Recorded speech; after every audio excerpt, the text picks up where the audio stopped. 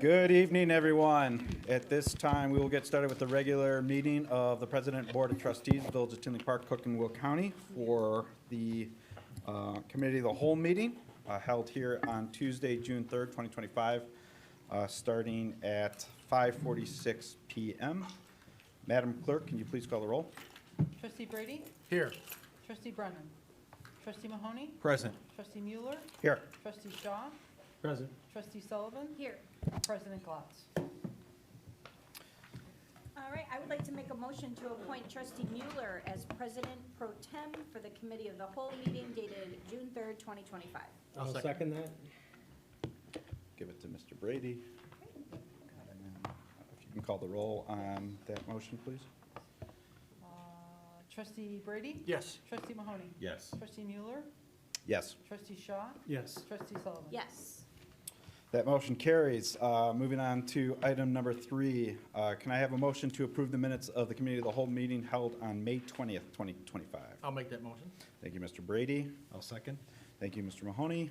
Madam Clerk, can you call the roll on the approval of the minutes? Roll call for item 3. Trustee Brady? Yes. Trustee Mahoney? Yes. Trustee Mueller? Yes. Trustee Shaw? Yes. Trustee Sullivan? Yes. That motion carries. On to item number 4, we will discuss a Class AV liquor license for the station at 6657 South Street. Hannah, I know you have some updates here on this one. You want to give us a briefing? I do. Thank you, Trustee Mueller. So as you all recall, on our April 15th Committee of the Whole meeting, we did have a petitioner before the board seeking a Class AV liquor license for the station.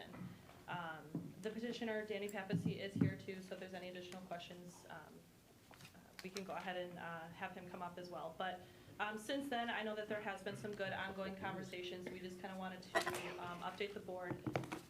We've been talking with Danny. I know the mayor had another commitment tonight, but him and I, him as the liquor commissioner, have had some additional discussion with the petitioner as well, in addition to legal. Trying to make sure that we're kind of covered from all ends and just understanding what this could look like. So the petitioner is currently acquiring the station, the LLC, and I know that there is a lease in place. So the intent is for about the next 18 to 24 months to remain the station. And I think some of the board's concern that we were hearing was, what happens if it doesn't then transition into a White Sheep or a similar establishment after that 18 to 24 month period. So in talking with the petitioner, the commitment is there. Obviously, it's hard when it's not necessarily on paper, but the commitment is there. And in further discussions, I think some of the concern was, that AV, that video gaming portion of that license carrying over if it were to become a brunch establishment, which is what the White Sheep model is.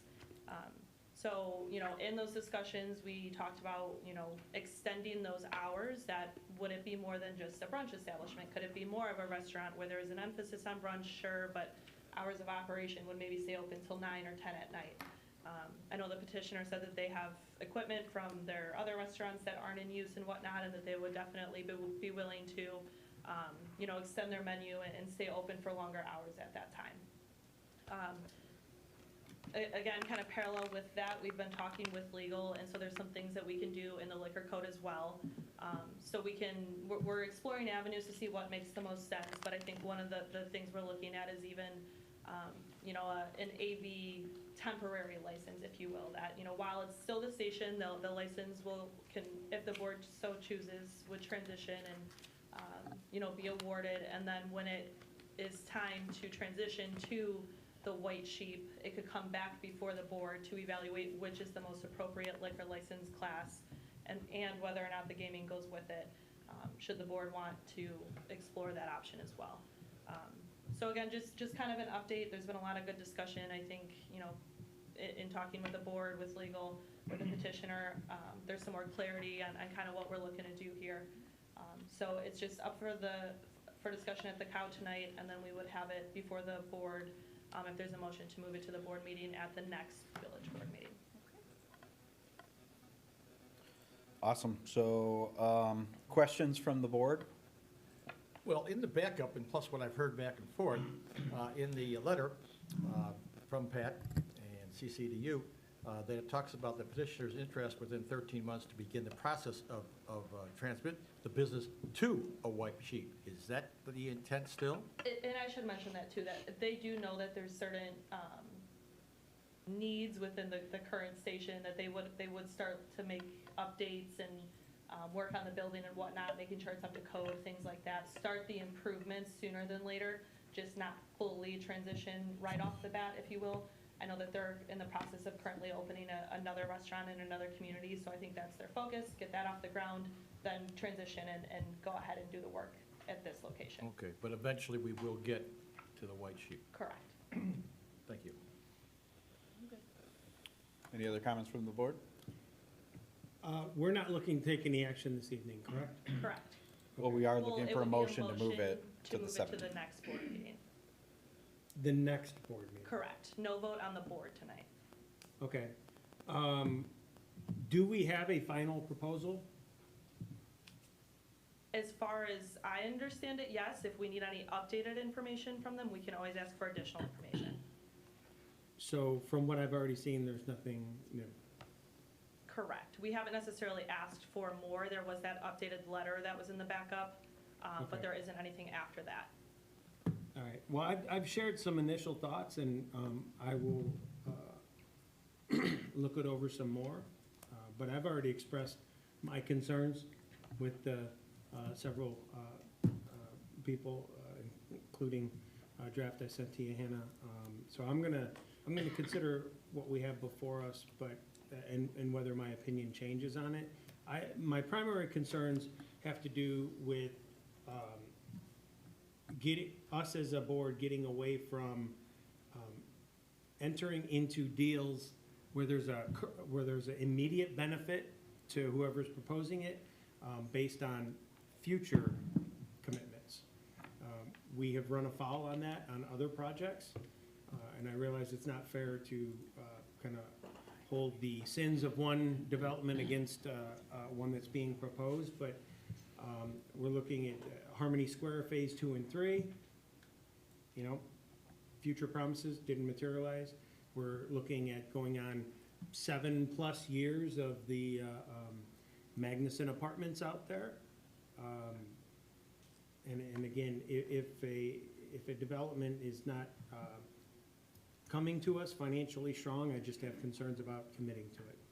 So we'll, especially when it's dependent on factors that are outside of the community. For instance, you know, financially dependent on another development that's going on in another town.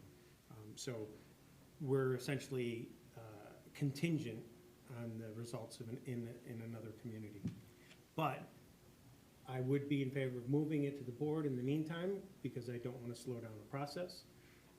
And I will give it a fair shake as I consider it between now and then. Thank you, Mr. Shaw. And I'll just reiterate from the last meeting, I think that building is sorely in need of a lot of the TLC that was proposed at that last COW meeting. So I'm all in favor of this. I think that anything we do there is a big improvement on where we're at, getting that building up, the facade, the structural aspects of it, getting it back to being something that can house a restaurant, and then having some sort of restaurant in there is a huge benefit to me. So I'm also in favor of it, like I was last time, so. I didn't see details on a timeline for those improvements. Are those They immediate? were like immediate to start getting, you know, business in there, was, as I understood it. Okay. I know that there was a portion of it that was gonna be set aside for some catering aspects, but they wanted to get to the point where they can serve wings and some pizza and some beers, you know, as soon as possible. And the facade and some of the improvements to that building were the first step on that process. And if I misrepresented anything there, let me know.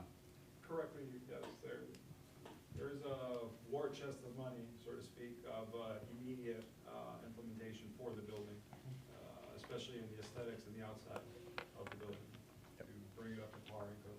Okay, I would agree with Trustee Mueller that that is one of the primary concerns, primary objectives there, and the value that we would get. So I agree to give it a fair shake.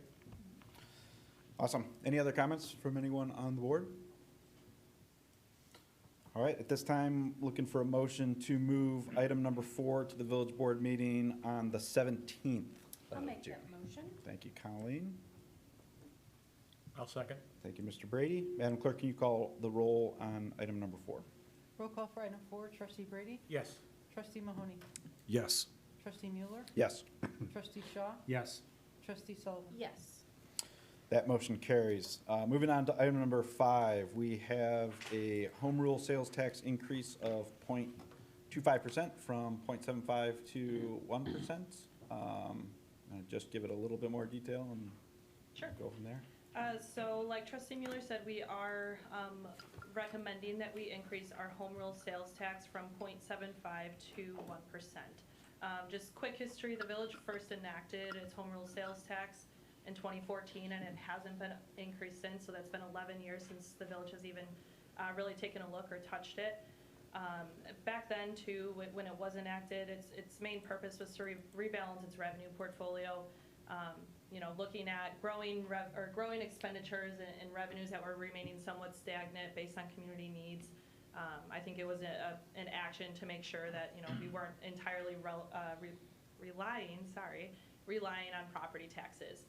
So fast forward to present, I think we're in a similar position. The village does remain in a healthy and a strong financial position. With that said, as we all know, our budget that we did approve this year, our general fund did have a $3 million deficit, which caused us to rely on the reserves to kind of help fill that gap. And again, because we're in a good financial position, that's okay as a one-time thing, but shouldn't become annual practice. So when taking a look at, again, our revenues and kind of our expenditures, I think the village is really good about spending within our means, but with a lot of the, growing economic costs, yes, we've seen a lot of development across town, but that also comes with costs for the village. So just kind of taking a look at things, this was something that we thought was reasonable, comparing it against other communities. The village has historically remained on the low end at 0.75%. There's a lot of neighboring communities that are 1% or higher, some that are at 1.25%, all the way up to 2%. So I think just even this 0.25% increase still keeps us on the low end too, when comparing amongst other communities. And I think the other key to this is, again, not relying solely on property tax, trying to keep those property taxes as low as possible so there's not a direct impact to every single household. And instead increasing this slightly. I think it's estimated that about 50% of the total revenues we receive does come from non-residents as well, so trying to keep some of the burden off of our residents. So would just be looking to increase from 0.75 to 1%. It would be effective January 1st of 2026. To give us some time, IDOR collects and remits this on our behalf, so we have to kind of work within their deadlines. So. Perfect. Questions or comments from the board? I just have a comment on this, just in general. I'm 100% in favor of this, for all the reasons mentioned. I think as a principle, it's important, in my opinion, that confiscatory property taxes, I view it as immoral. In a lot of communities, fortunately not Tinley Park, but in a lot of communities, people are losing their homes because their property taxes have gone up so high that within 10 years or so, they have lost the entire value of their home. It's been taken from them. And I just view that as a moral issue. For that reason, I'm in favor of holding property taxes down. To do that, you still have to pay for essential services somewhere, and I'm a firm proponent in use taxes wherever possible. And if somebody decides, if a resident decides they are gonna eat peanut butter and jelly and they're not gonna go to a restaurant or not spend their money somewhere, that's their choice. And then, as Hannah said, shifting this, we're spending a lot of money in building up our community and making it attractive to out-of-towners. I think that's where we should shift the burden. So, very much in favor of it. And I'll add too that, just like Hannah mentioned, that with, I've seen people say, well, I'll just shop elsewhere, but it's surrounding towns that are comparable. So, if you decide, well, I'm gonna go to Oak Forest, it's gonna be equivalent to the same thing that we're implementing in January.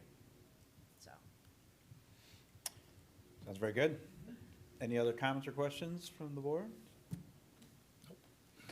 All right, I'll look for a motion for moving item number 5 to the village board meeting later tonight. I will make that motion. Thank you, Mr. Shaw. I'll look for a second. I'll second. Thank you, Colleen Sullivan. Madam Clerk, can you call the roll on item number 5? Roll call for item 5, trustee Brady? Yes. Trustee Mahoney? Yes. Trustee Mueller? Yes, Trustee Shaw? Yes. Trustee Sullivan? Yes. that motion carries. We're moving on to item number 6, discuss the amusement tax, raising it from 5% to 6% and cleaning up the code so that we are taxing the amusement appropriately across our amusement venues. Correct. Additionals?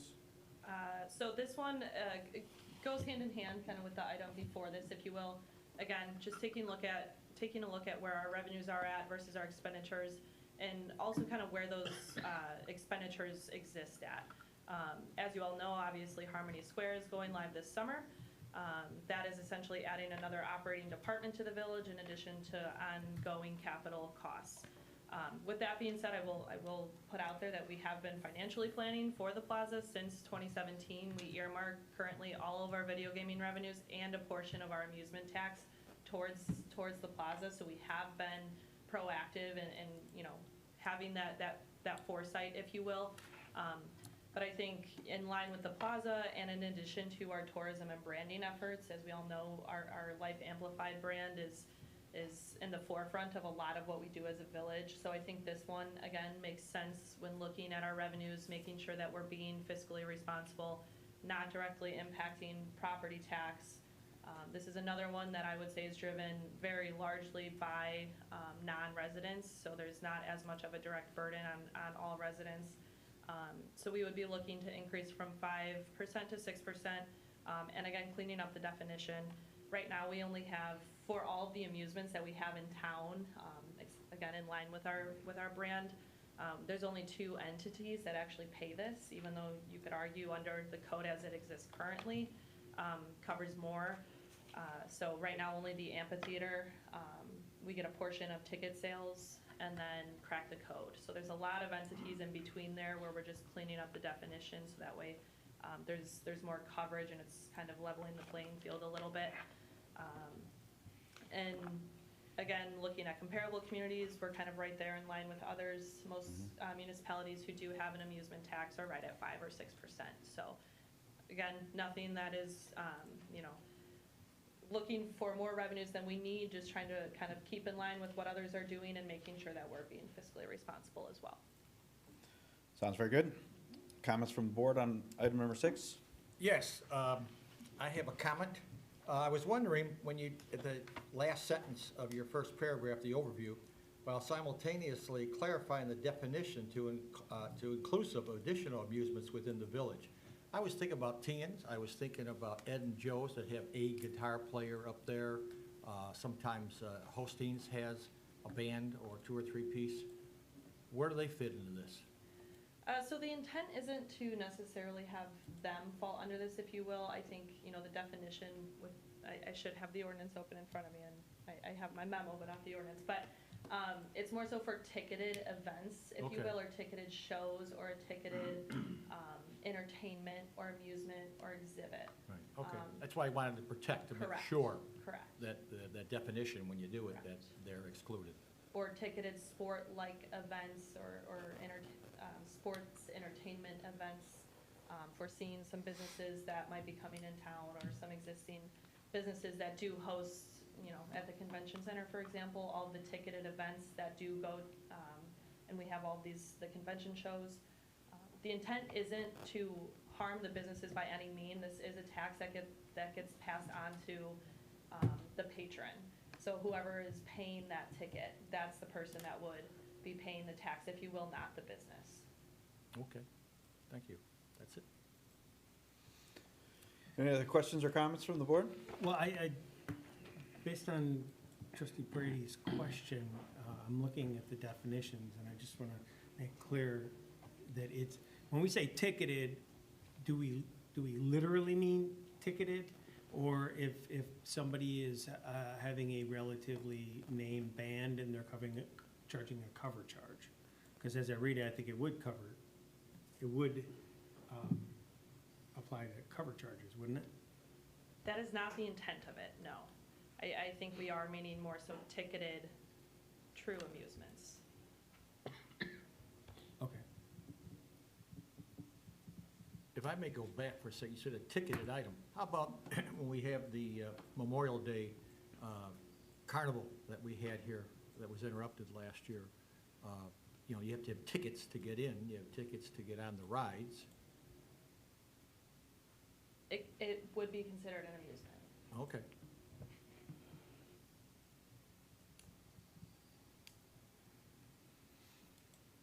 Additional questions from the board? Well, I appreciate that clarification. As part of enacting this, you've identified the industries and the types. Have you gone so far as to identify the actual businesses that we believe would be affected? And do we have a rollout plan so that they're not shocked? It's a great question, yes. So, yes, we've started gathering that list. I think it just needs a little bit of fine tuning just to make sure that, you know, in case there was any other questions or anything tonight, based on the definition that's presented.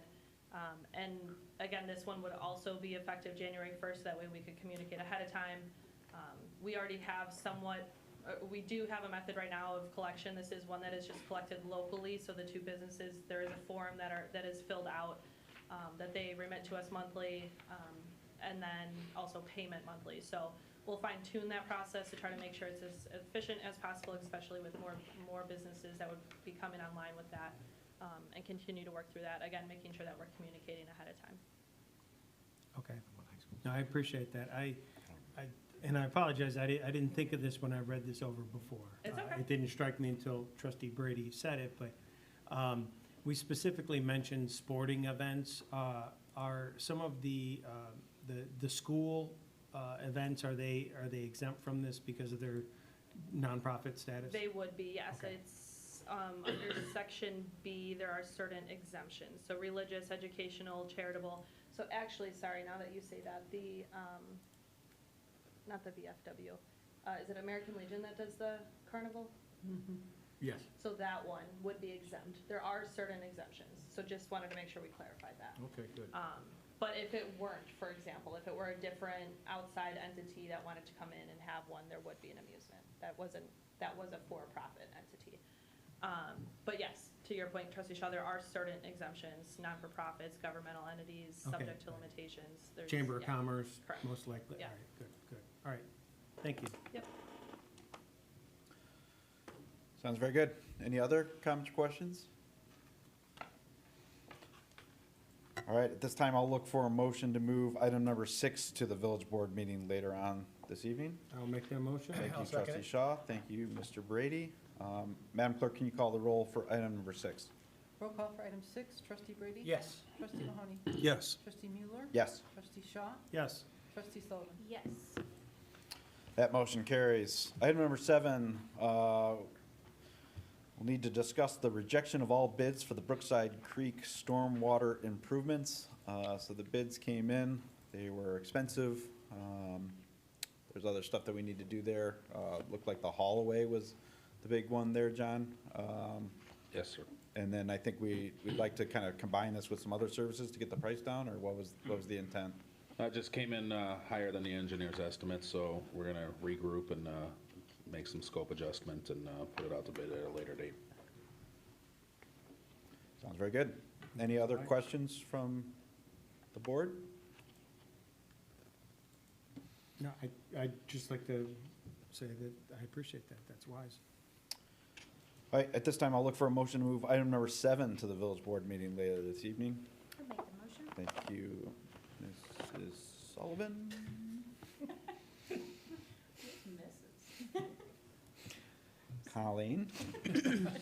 Thank you, Colleen. Looking for a second? A second? Thank you, Mr. Shaw. Madam Clerk, can you call the roll? Roll call for item 7, trustee Brady? Yes. Trustee Mahoney? Yes. Trustee Mueller? Yes, Trustee Shaw? Yes. Trustee Sullivan? Yes. that motion carries. Moving on to item number, Mrs. Sullivan, I like that. Moving on to item number 8, discuss the maintenance agreement with Metro Power for our facilities emergency generators. Any questions or comments from the board on this one?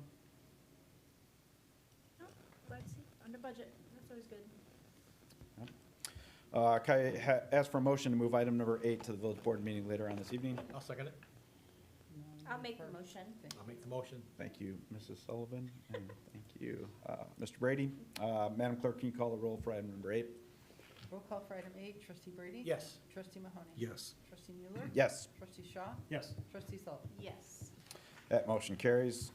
Moving on to item number 9, discuss construction management agreement with R.C. Wegman for Village Hall interior and exterior plaza renovations. This is a revised GMP agreement. Any questions or comments from the board on this particular item?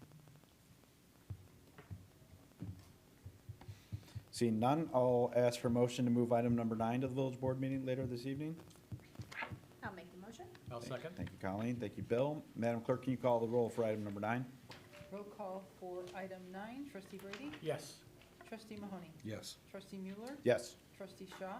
Yes. Trustee Sullivan? Yes. That motion carries. Moving on to item number 10, we will receive comments from the public. Is there anyone from the public that would like to address the committee of the whole at this time? Go ahead, sir, if you could come up to the podium. And Laura, if you wouldn't mind giving us the clock, if you could just wait 1 second, so we get the clock ready to go. Go ahead, sir. I'm Dr. Steve Hofer, resident here in Tinley Park. 50 years ago, I was on the Bicentennial Committee of Brockport, New York. They waited until January of 1976 to form a committee.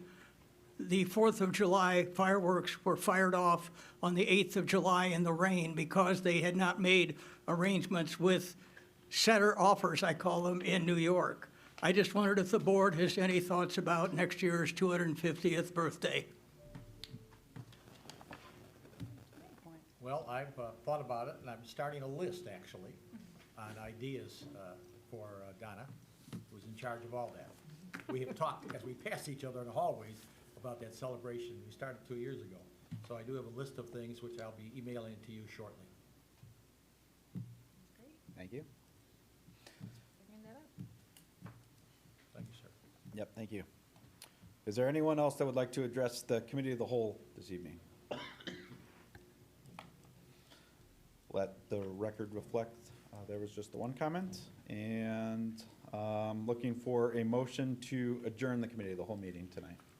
I'll make the motion. Thank you, Colleen. I'll second. Thank you, Bill. Madam Clerk, can you call the roll for adjournment? Trustee Brady? Yes. Trustee Mahoney? Yes. Trustee Mueller? Yes. Trustee Shaw? Yes. Trustee Sullivan? Yes. That motion carries. We are adjourned, and we will be back for the village board meeting shortly.